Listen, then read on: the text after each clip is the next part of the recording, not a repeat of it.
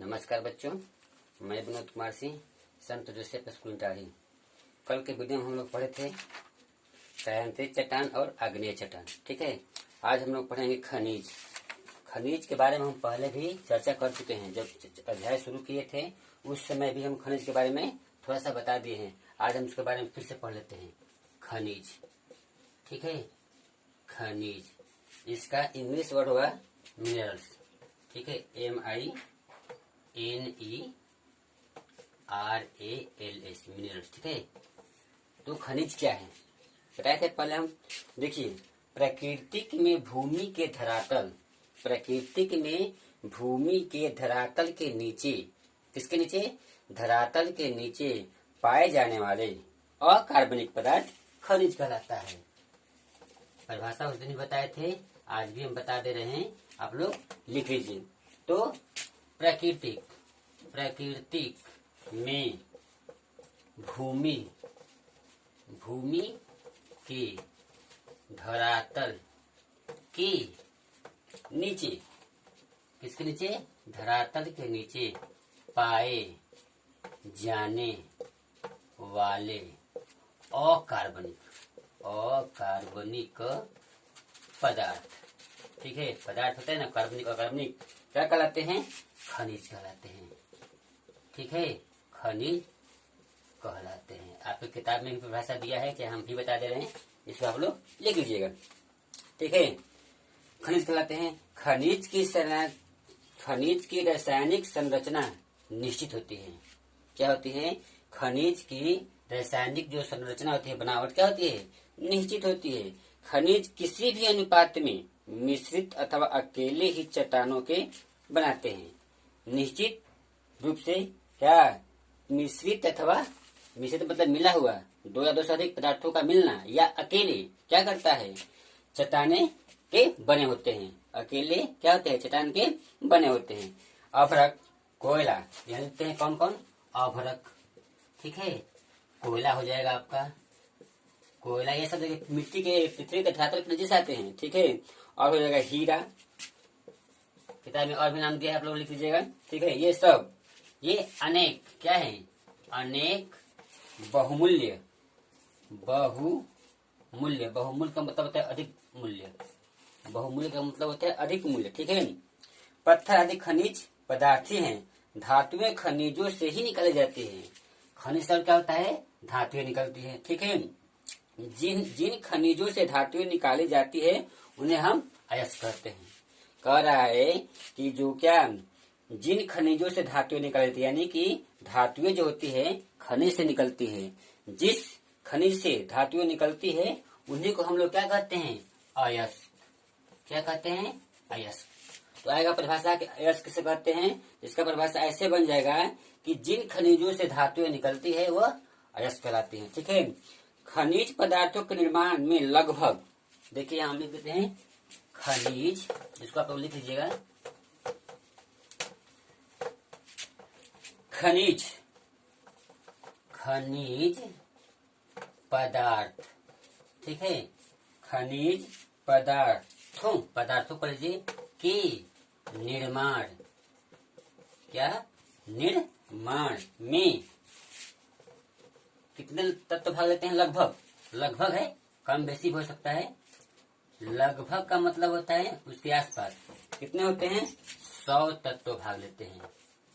100 तत्व भाग लेते हैं। ठीक है, इनमें से 8 तत्वों की मात्रा ही, इनमें से जो 100 तत्व है, इनमें से 8 तत्वों, ठीक है, की मात्रा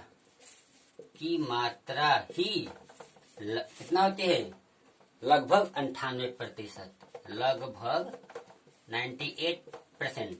यानी कि 100 में से जो 8 है उन्हीं से लगभग 98% क्या होती है? ये प्रमुख तत्व हैं 8। ये प्रमुख तत्व कौन कौन है? देखिए दिया है, ऑक्सीजन O2। ठीक है, आइए आपको वो भी दर्शा लीजिए, जिसको हम ऑक्सीजन कहते हैं। ऑक्सीजन। फिर दिया है सिलिकॉन, ठीक है। इसका संकेत होगा SI, याद कर लीजिएगा, परिचय आगे चलकर आपको पढ़ने को मिलेगा। एल्युमिनियम, इसको एल्युमिनियम भी कहते हैं, ठीक है। इसका संकेत होता है Al, ठीक गया है। लोहा, देखो ब्लैक बोर्ड पर लिखा हुआ है लोहा, इसका संकेत होता है लोहा या आयरन। लोहा को हम आयरन भी कहते हैं, इसका संकेत होता है Fe, ठीक है। सोडियम, इसका संकेत होता है Na, ये सब लिख लीजिएगा, ठीक है। कैल्शियम, देखिए इसको मिटा दे रहे हैं, और चीज है, और इसमें है क्या है, कैल्शियम, इसका संकेत होता है Ca, ठीक है। कैल्शियम का होता है मैग्नीशियम, ठीक है। मैग्नीशियम, इसका संकेत होता है Mg, ठीक है। ये सब क्या है, मेन है, यानी 8 है, गिन लीजिए 1 2 3 4, ठीक है। ये था। अब हम लोग पढ़ते हैं खनिज पदार्थों के गुण। क्या पढ़ेंगे हम लोग, खनिज पदार्थों के गुण, ठीक है। अगला हमारा हेडिंग है खनिज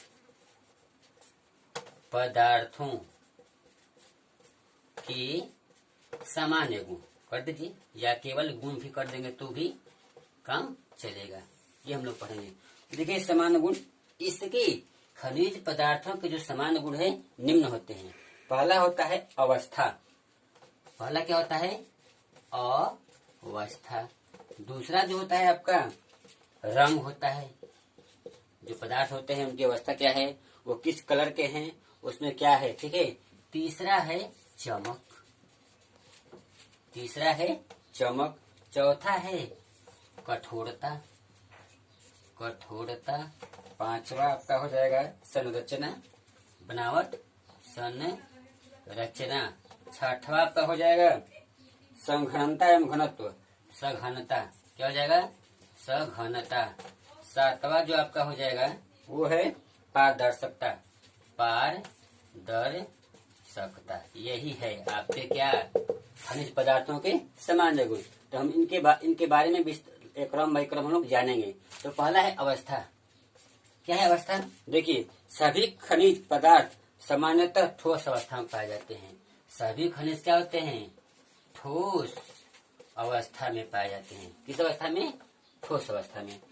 रंग इसका होता है, खनिज पदार्थ होते हैं अनेक भिन्न भिन्न रंगों के होते हैं, खनिज पदार्थ भिन्न भिन्न रंगों के होते हैं, ठीक है। खनिज पदार्थों में क्या होते हैं, अनेक प्रकार की चमकें होती हैं, ठीक है। विशेषकर धात्विक तथा अधात्विक चमक। जो चमक होती है एक तो धात्विक होती है, दूसरा अधात्विक होती है। तीसरा है कठोरता।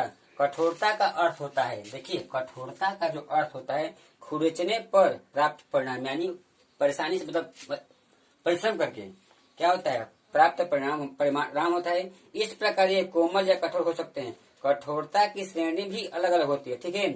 उसके बाद है संरचना। संरचना का मतलब होता है खनिज पदार्थ क्रिस्टलीय अथवा अक्रिस्टलीय हो सकते हैं। क्रिस्टल का आकार आदि भी भिन्न भिन्न होते हैं। सघनता या घनत्व, पदार्थ के कण कितने पास पास हैं, इससे पदार्थ की सघनता बनती है। ये हल्के या भारी हो सकते हैं। पारदर्शकता, इसका मतलब होता है कि अधिकांश खनिज अपारदर्शी होते हैं, ठीक है। कुछ पारदर्शी या अल्प पारदर्शी होते हैं। अपारदर्शी का मतलब होता है जो पार न करे, पारदर्शी का मतलब होता है जो पार कर जाए, और अल्पदर्शी का मतलब होता है कि कुछ भाग पार करे और कुछ भाग न करे। जैसे होता है ना, एक दीवार ले लीजिए, ये हमारा दीवार है, इधर से प्रकाश आया, देखिए आपको आगे पढ़ना है, ये प्रकाश अगर इसको पार कर गया तो पारदर्शी, नहीं पार किया यहीं से घूम गया तो अपारदर्शी, ठीक है। अगर कुछ भाग पार किया है कुछ भाग नहीं किया है तो अल्प पारदर्शी हो जाएगा, यानी अपरिभाषी। ये आपको उच्च क्लास में पढ़ने को मिलेगा, ठीक है। यहाँ पारदर्शी, अपारदर्शी और जान लीजिए, ठीक है। अब है खनिज पदार्थों के समान गुण। देखिए ये तो था इतना, अब इसके बारे में थोड़ा सा और जान लेते हैं कि भूगर्भ में मतलब पृथ्वी के अंदर में अनेक अत्यंत महत्वपूर्ण पदार्थ होते हैं। उनमें से कुछ के विषयों में आपने पढ़ा है, सुना है, जाना है। अनेक धातुएं जैसे सोना, चांदी, तांबा, लोहा आदि सब पृथ्वी में उपस्थित अयस्क धातु वाले खनिजों से ही क्या होते हैं, प्राप्त होते हैं। आपने काला नमक और सेंधा नमक भी खाया होगा। यह भी चट्टानों से ही प्राप्त होते हैं। जो नमक होता है क्या होता है, चट्टान से ही प्राप्त होता है। ठीक है, एक होता है सेंधा नमक, काला नमक, आप देखे होंगे। यह कहाँ से प्राप्त होता है, तो चट्टानों से। चट्टानों को भी तोड़ करके, महीन कर करके उसको नमक के रूप में ढाला जा सकता है। पृथ्वी के गर्भ से कोयला तथा पेट्रोलियम नामक भी प्रमुख खनिज प्राप्त होते हैं।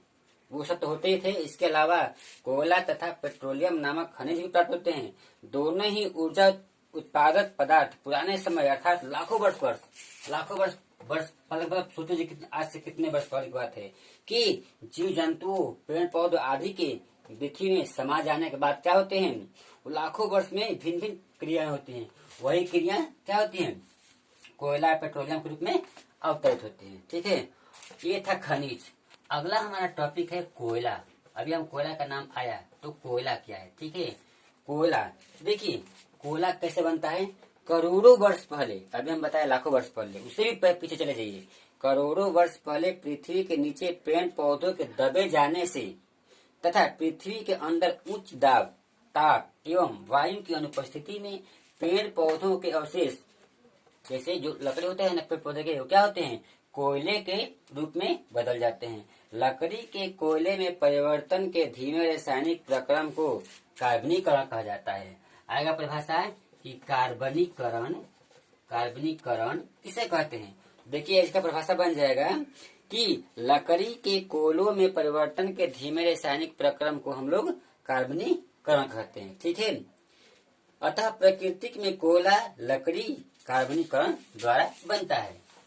कोयला जो होता है किसके कारण बनता है, प्रकृति में कार्बनीकरण द्वारा ही बनता है। कोयला मुख्य रूप से कार्बन, हाइड्रोजन तथा ऑक्सीजन के यौगिक का मिश्रण है, जटिल मिश्रण, हार्ड मिश्रण है। ठीक है, इसमें कुछ मात्रा में नाइट्रोजन तथा सल्फर के भी यौगिक होते हैं। नाइट्रोजन मतलब N2, सल्फर मतलब S। इसका ये संकेत है, आप लोग को आगे पढ़ने को मिलेगा उच्च क्लास में। ठीक है, ऐसा याद कर लीजिएगा। ठीक है, तो होता है कोयले के 4 प्रमुख किस्में होती हैं।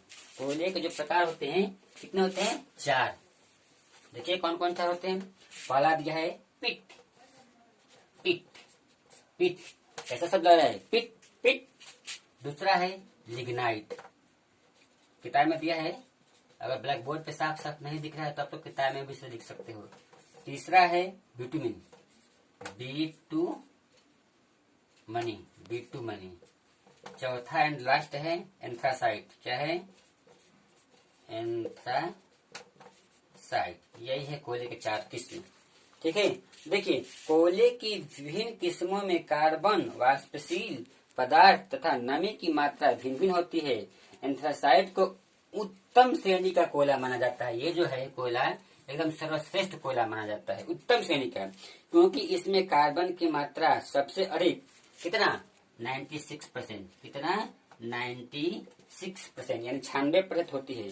कोयले का उपयोग ईंधन के रूप में किया जाता है, घरों में, कारखानों में तथा रेल के इंजन आदि में क्या जाता है, इसका प्रयोग किया जाता है। हम लोग इसका प्रयोग जो इस्त्री करते हैं ना, एक आता है कोयले वाली इस्त्री, तो इसका प्रयोग करते थे। ये था कोयला।